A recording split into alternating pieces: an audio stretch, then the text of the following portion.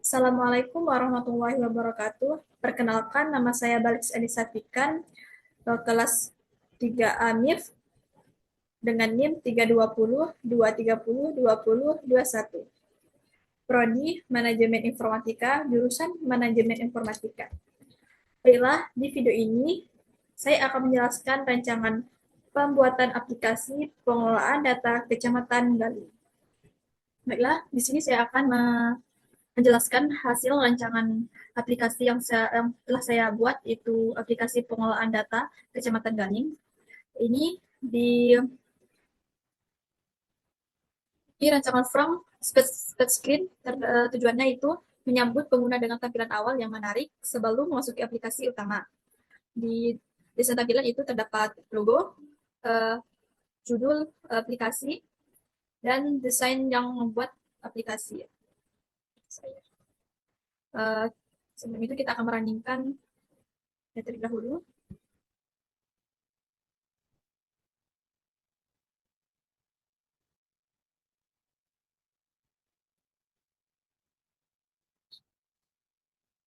Saat merandingkan, pada screen akan melakukan loading dengan kecepatan 20 detik, kemudian otomatis pindah ke form login, dan memberikan pesan selamat datang di aplikasi pengelolaan data Kecamatan Gali. Itu kita klik OK, kita masuk ke halaman loginnya, yaitu di halaman login terdapat logo,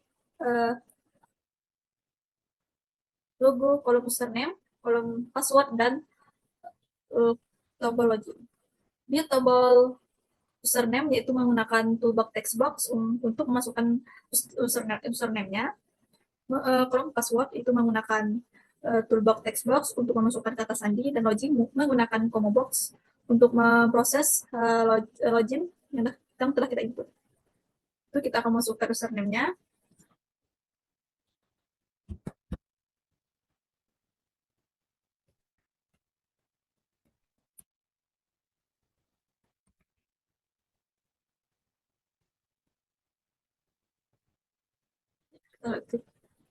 Kita akan masuk ke halaman dashboard-nya.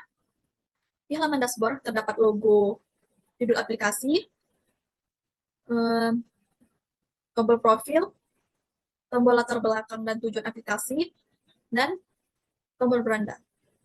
Di tombol data penduduk, di beranda terdapat tombol data penduduk, data pegawai, data inventaris, data kegiatan, data layanan.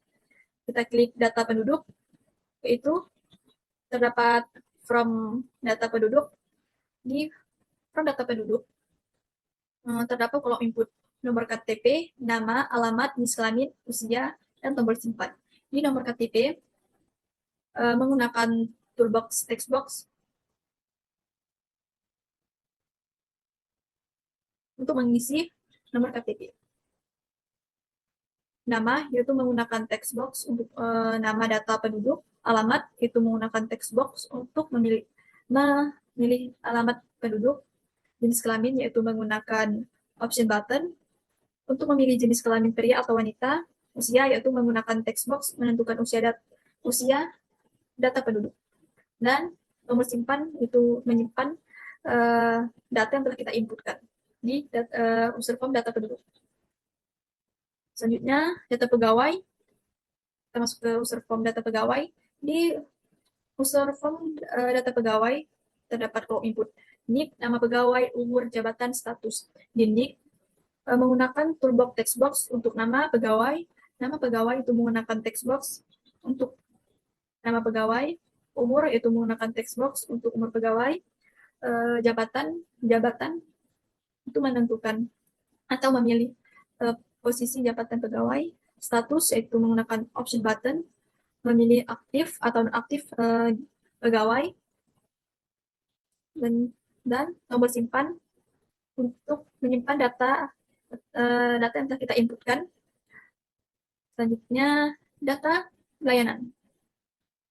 Di form data layanan terdapat logo layanan, judul aplikasi. Di form layanan administrasi terdapat ikon nomor layanan, tanggal, jenis, nama, dan status, dan tombol simpan.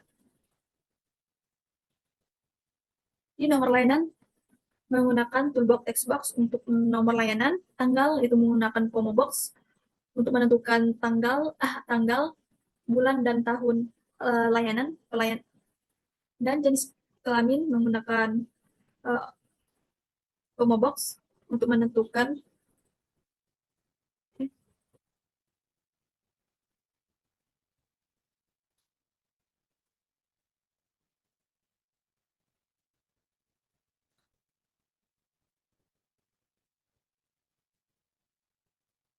itu di user form aplikasi pengelola, yaitu di user form layanan administrasi terdapat nomor layanan, tanggal, jenis layanan, nama, status, dan tombol simpan. Nomor layanan itu menggunakan toolbox untuk nomor layanan, tanggal itu menggunakan combo box untuk tanggal, bulan, dan tahun pelayanan. Jenis layanan itu menggunakan combo box untuk menentukan jenis layanan dalam administrasi. Nama itu menggunakan text box untuk mengisi nama yang akan dilayani. Status itu menggunakan option button untuk memilih status selesai atau belum selesai dalam pelayanan. Tombol itu selanjutnya tombol simpan itu untuk menyimpan data yang telah kita input. Selanjutnya data kegiatan. Di user form data kegiatan Kecamatan Galing terdapat logo kegiatan dan judul. Judul di user form kegiatan kecamatan terdapat kolom input, yaitu kolom input ID kegiatan, tanggal, nama kegiatan, lokasi, penanggung jawaban. ID kegiatan itu menggunakan text box untuk mengisi ID kegiatan di Kecamatan Galing. Tanggal itu menggunakan comma box, yaitu menentukan tanggal, bulan, dan tahun kegiatan. Nama kegiatan itu menggunakan text box untuk nama kegiatannya. Lokasi itu menggunakan comma box untuk uh, lokasi yang ditentukan dalam kegiatan. Penanggung jawab itu menggunakan text box untuk penanggung jawaban dalam kegiatan. Tombol simpan untuk menyimpan yang telah kita input dalam user form kegiatan Kecamatan Galing. Selanjutnya, data inventaris. Di user form data inventaris terdapat logo, judul, dan di form inventaris Kecamatan Galing mempunyai kolom input, yaitu nomor inventaris, nama barang, jumlah, kondisi, lokasi. Nomor inventaris itu menggunakan toolbox, text box untuk nomor inventaris, nama barang itu menggunakan text box untuk nama barang, jumlah itu menggunakan text box untuk mengisi jumlah barang inventaris, kondisi yaitu menggunakan combo box untuk menentukan kondisi barang baik atau rusak. Lokasi itu menggunakan text box untuk lokasi barang, dan tombol simpan untuk menyimpan data yang telah kita input dalam from inventaris Kecamatan Galing.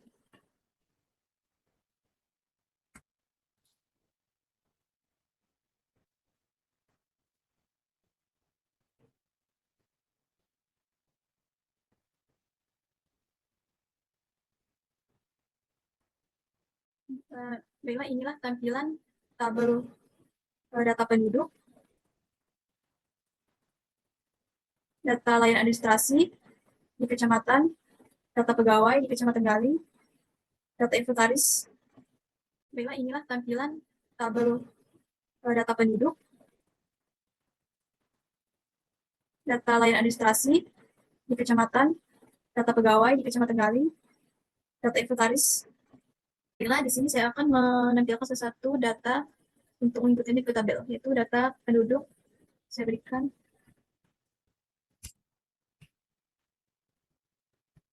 nama, Zam, alamatnya, pria, usia 20. Simpan. Telah berhasil. Data yang telah kita input tadi itu data penduduk di nomor dan KTP, nama itu Azam, alamat Gali itu Muslim pria yang usia 20. Biasa.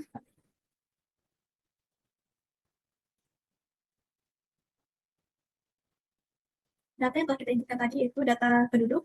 Di sini masuk ke data ke kolom tabel nomor KTP, nama, alamat, jenis kelamin.